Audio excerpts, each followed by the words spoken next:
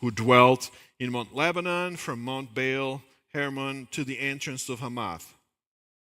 And they were left that he might test Israel by them, to know whether they would obey the commandments of the Lord, which he had commanded their fathers by the hand of Moses.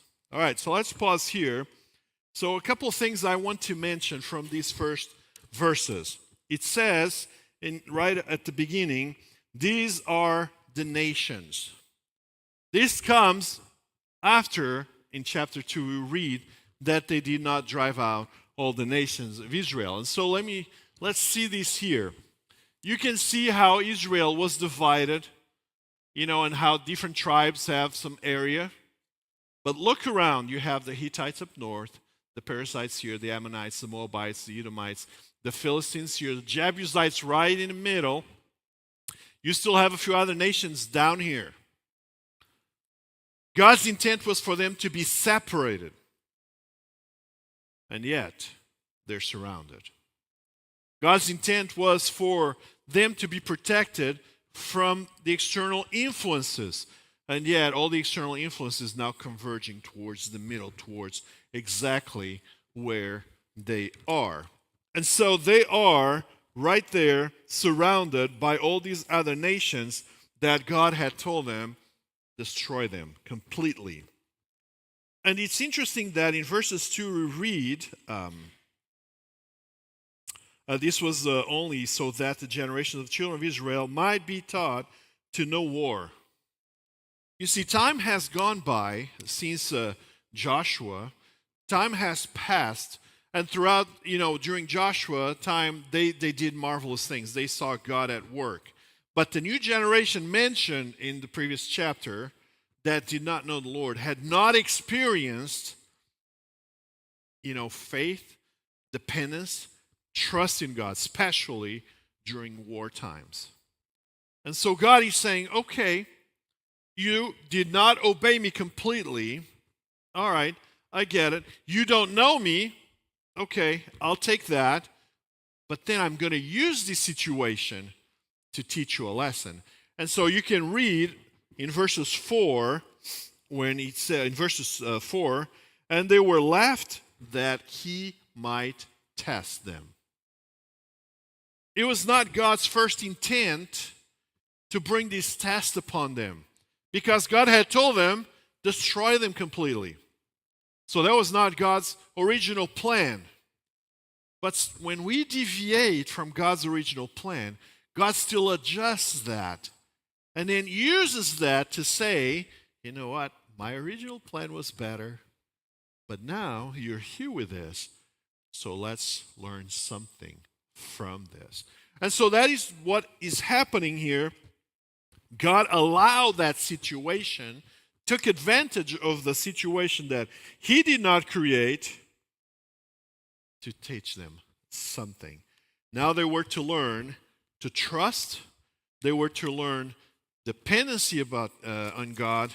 They were to learn that obedience is better than disobedience. And so verses 5 says, thus the children of Israel dwelt among the Canaanites, the Hittites, the Amorites, the Perizzites, the Hivites, and the Jebusites. And they took their daughters to be their wives, and gave their daughters to their sons, and then served their gods. You see the external influence coming in? What God was trying to prevent, it was happening. You come in, you settle, you start slowly drifting, as we talked about last week. You start slowly drifting. You lower your protections, you lower your standards, and suddenly you're doing things that we would not even imagine. Now, their daughters were given in marriage to people from other nations. They were marrying people from other nations. And above all, they were worshiping other gods. So, the situation is not the greatest. But let's keep on reading. Verses 7. So the children of the Lord did evil in the sight of the Lord.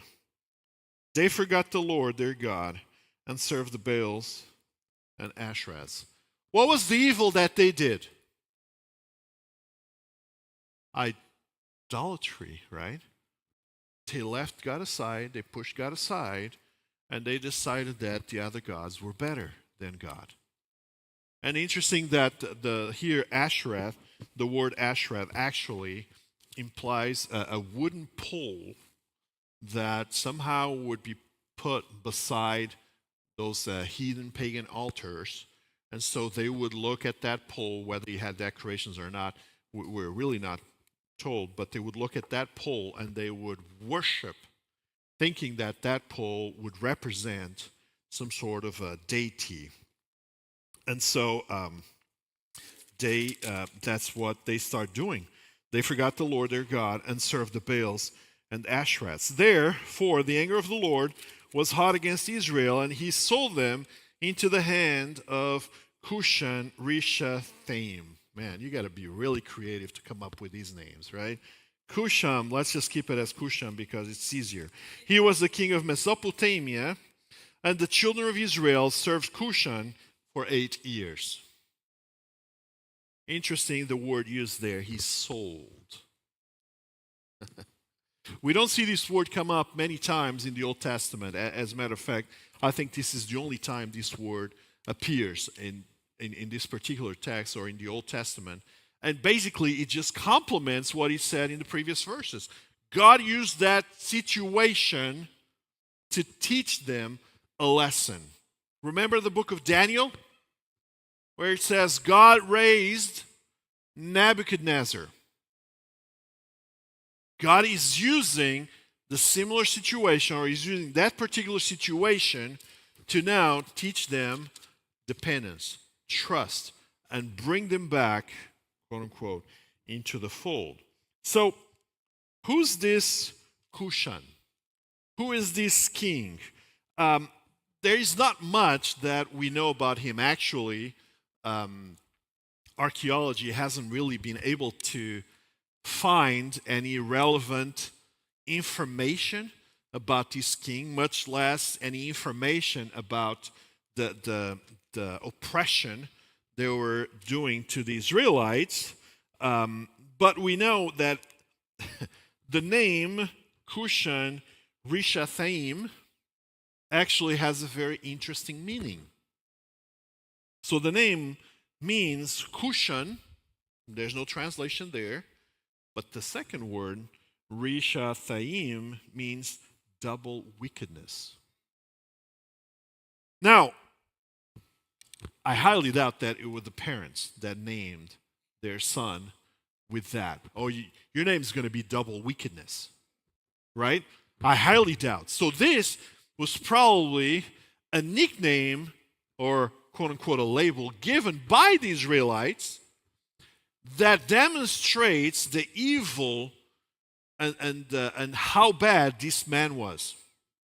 And so the author of the book, when he wrote, and being that information was passed on verbally, oh, there's Cushan Rishathaim, oh yeah, double wickedness. Let me write that down. So here's another tip. Here's another information on how much, or that demonstrates how much they were suffering.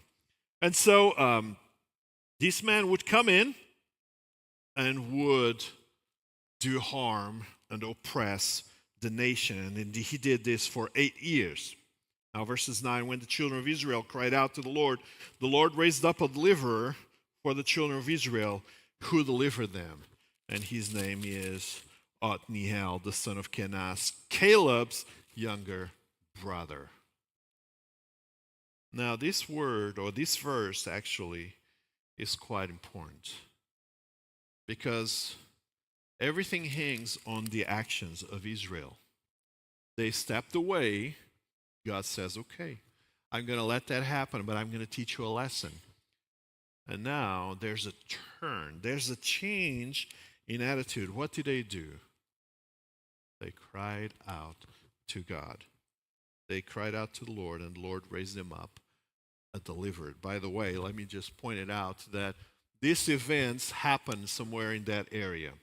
We're not completely certain, but that's the area where these events pretty much happen. So they cried out to the Lord. This is not just, oh, come and save us. This is actually more than that. Because this is an acknowledgement that idolatry was not working for them. This is an acknowledgement that the gods that they were bowing down, the Baals and the Asherahs, were not actually working for them. Were not relieving from their oppression. Were not saving them. And so they cried out to the Lord. And the Lord raised a deliverer. His name was Othniel. Have you thought about this? They cried out, and right away, the Lord does something. When God has all the reasons not to do anything, they cried out, and the Lord does something. They cried out, and the Lord brings a solution. When we cry out, my friends, God works. God is active. When we cry out, whatever our problems might be, our cry is heard. God will do something. And so the Spirit of the Lord came upon him, and he judged Israel. He went out to war, and the Lord delivered Cushan, king of Mesopotamia, into his hand. And his hand prevailed over Cushan. Interesting. We don't know much about Othniel other than that he's Caleb's younger brother. But here it says that the Spirit of the Lord came upon him. Right? So this implies that Othniel was willing to receive the Spirit of the Lord. God does not force his way. Remember the verse in Revelation, I stand at the door and I knock. I'm not going to force my way in. The Spirit of the Lord came upon Othniel, and then he acted.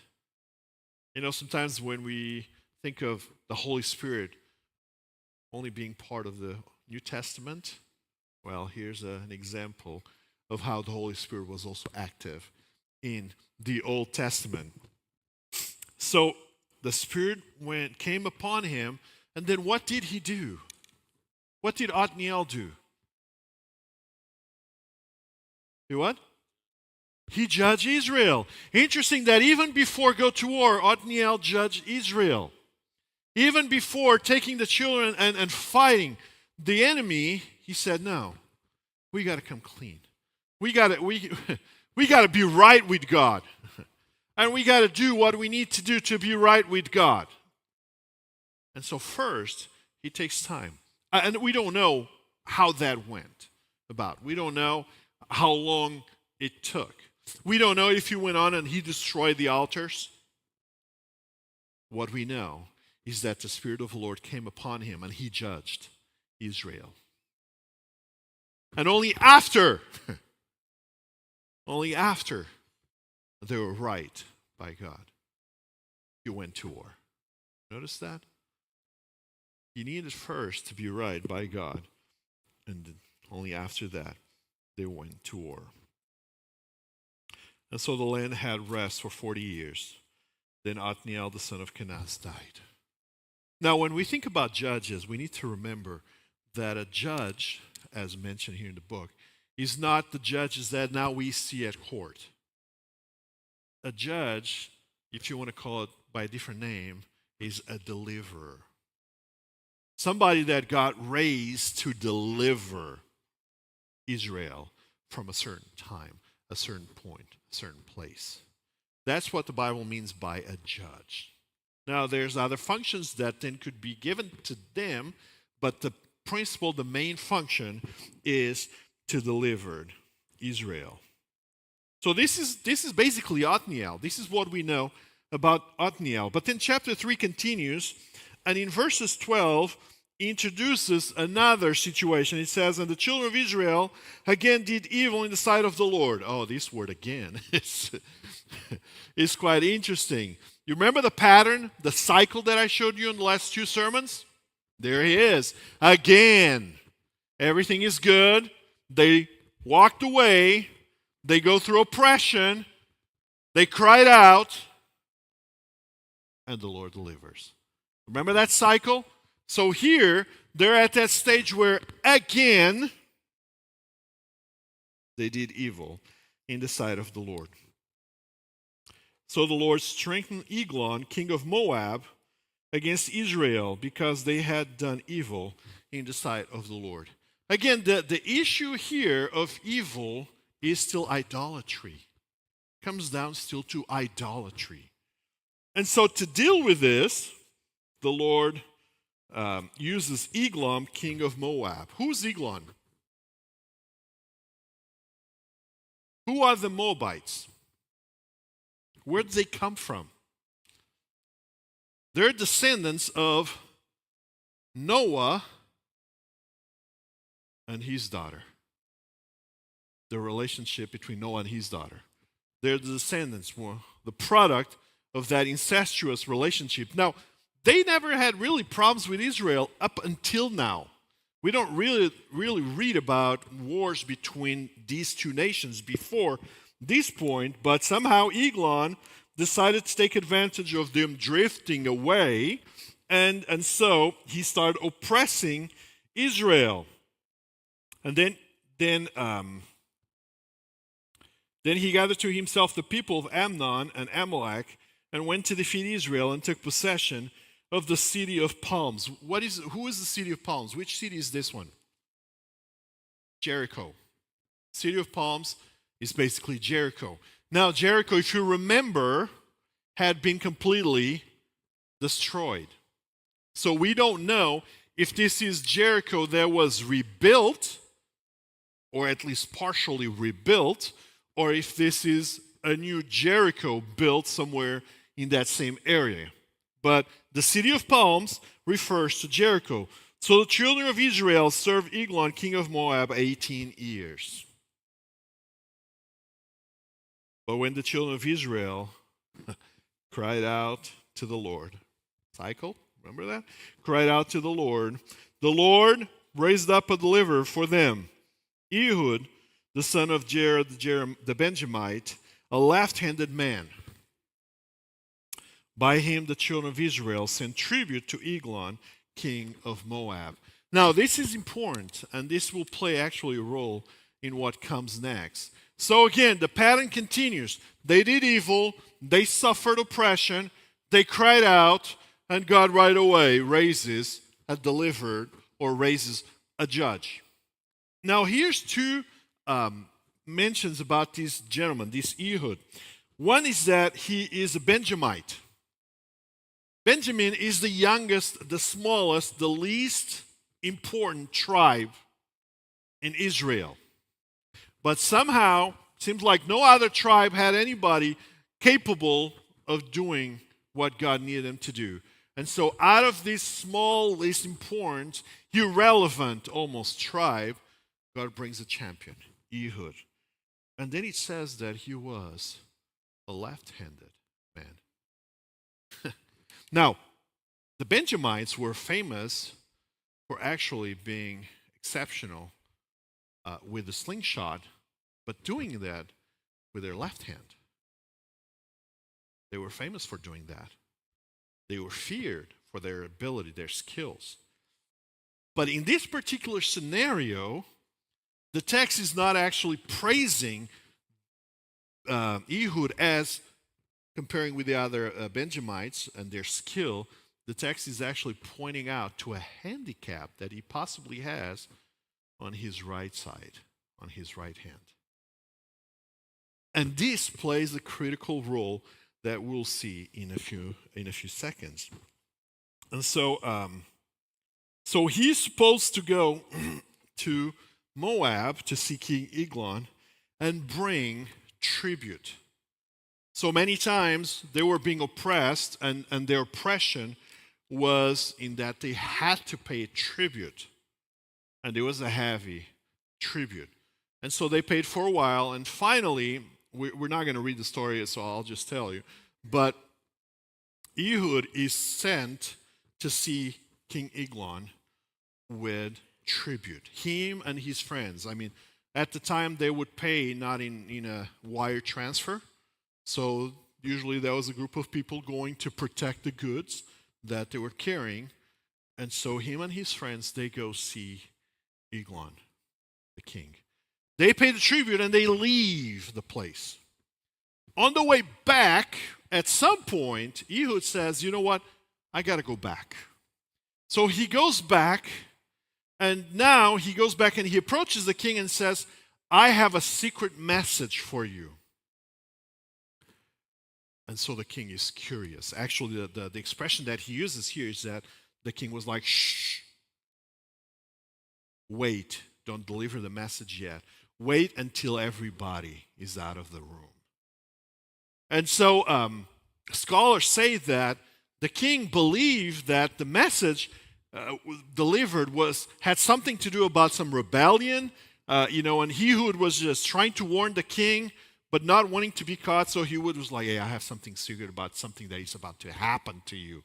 So let me tell you this in private. So they go, just the two of them, to the upper room, which was kind of the fresh room, the room that the king would go when it was too hot.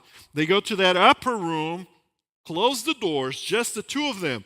At that point, Ehud pulls a knife and boom, sticks it in him. Now here's where the left hand comes in play. Because being left-handed was not common at all. And so a normal person would be right-handed, and where would their sword be? The left side. But Ehud, because he was left-handed, their knife was on the right side. And so, for sure, before he goes in private session with the king, the soldiers would inspect to see if he's carrying any concealed weapons. But because everybody would carry on the right side, they overlooked the left side. You following what I'm saying? And so Ehud was able to enter with a knife on the left side.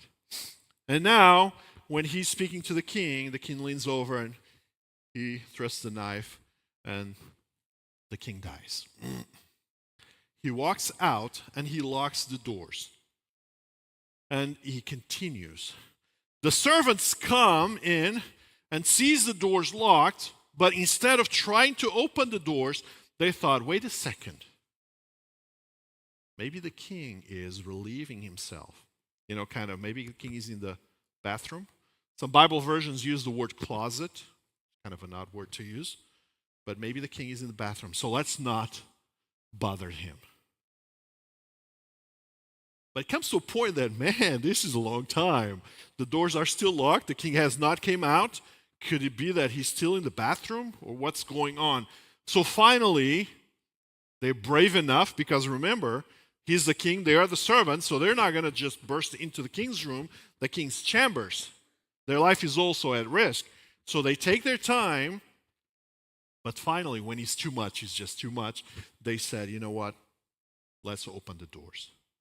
So they open the door and they see the king dead. Now we say, wow, this is Hollywood, which it almost feels like Hollywood. But this is God doing his thing. Because this delayed gave Ehud enough time to cross the Jordan River, to go into the mountains in Ephraim, and to sound the horn for battle. Now, interesting that Ehud could have gone to the Benjamites. They were his tribe. And we don't know why he didn't do that. Maybe they were not brave enough to go into the battle. Maybe the group that, his generation were not brave enough. He went straight to Ephraim, the ones that were always ready to go into battle. And so Ehud went from where the events took place, somewhere around here, to the mountain areas here in Ephraim, and they raised an army, and they defeated the Moabites. Now you can say, man, that's a lot of luck there. I can say that's God's doing his thing. That is God's doing his thing. But here's the thing.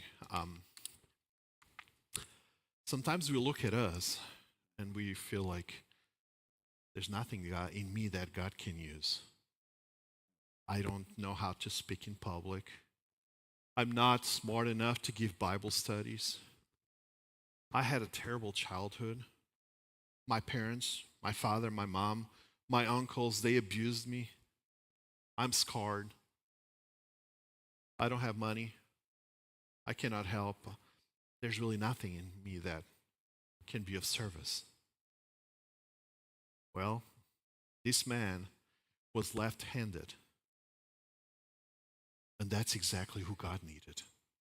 He was exactly who God needed.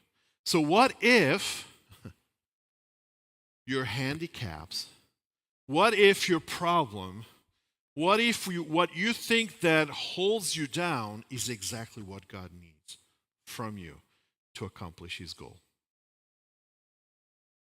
Because God does not call us simply because we're strong, simply because we're smart. God calls because we are available.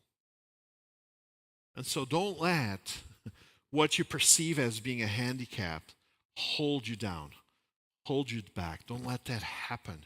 Because God may actually be calling you because he needs that. He wants you to use that. So Moab, I'm reading now from verses 30. So Moab was subdued that day under the hand of Israel, and the land had rest for 80 years. Now after him was Shamgar. And Shamgar's happened just about there. After him there was Shamgar, the son of Anath, who killed 600 men of the Philistines with an ox goad. And he also delivered Israel. That's all we know about this man. Shamgar, son of Anath, or Anath, I'm not sure how to say that in English. Interesting that Anath, the father, the name is not a Jew or a Hebrew name. It is actually named, the name represents a pagan god. So it's quite possible that his father came from one of those surrounding nations. Remember, they were intermarrying with each other. And so it's quite possible that in his own household, there was some mixed worship going on, some mixed God worship happening. Somehow, God saw that Shamgar was the man for the task. And so, with an ox goad, maybe about 8 feet long, he delivered Israel. Wow, how could he have done that? Just having a little ox goad, and going up and fight people that have swords and spears and shields, and he was able to kill 600 men. Well, because really it's not about the weapon. It's really not about what we have, but it's about us being available. It's about us allowing God to use us and to use what we have. And that's what Shamgar did. He allowed God to use his irrelevant, humble ox goad, but that was enough for God. And what God says it's enough, that means that it's enough. So we don't know much about Shamgar, but somehow the author of this book felt that it was important to place him there. Let's see if we can bring this to some sort of a conclusion. Let's see here. God uses the faithful. Othniel was faithful. He allowed the Spirit to come upon him. But God also used the unexpected. Nobody would give anything about Ehud. He has a handicap. He has a disability. He's an ostracized, an outcast from society. he's a nobody. And to make matters worse, he comes from Benjamin. They're nobodies either. But God uses the unexpected. And finally, you just got to be available. We just got to be available. It's not what we have. It's not about our bank account. It's not about the car we drive outside. It's not about the degrees that we have posted on the walls. Are we available? That's what really matters. Am I available? But the interesting detail is that despite the fact that God uses the faithful, that God uses the unexpected, that God uses the available, it's still God, the one that does the saving. God is the one who saves. You see, these men were instruments to God's bigger plan. It all boils down to God being the one that saves. So, my friends, I don't know where you are today. Is God calling you to do something? Maybe He is. Maybe He's been calling you already for a long time. Remember Othniel. Remember Ehud. Remember Shamgar. Are we faithful enough? Are we available? Are we willing and ready to say, here I am? Because at the end of the day, it's not about us. It's about how God can use us. Because God, He's still the one that saved us. That is an answer that only you can give. I cannot give that answer on your behalf. I can only answer on my behalf. But I hope that by seeing the example of these three men, we may feel more inspired, more eager to allow God to use us and to be able to say, yes, I'm not ready, but God will make me ready. Because this is not about me, this is all about Him.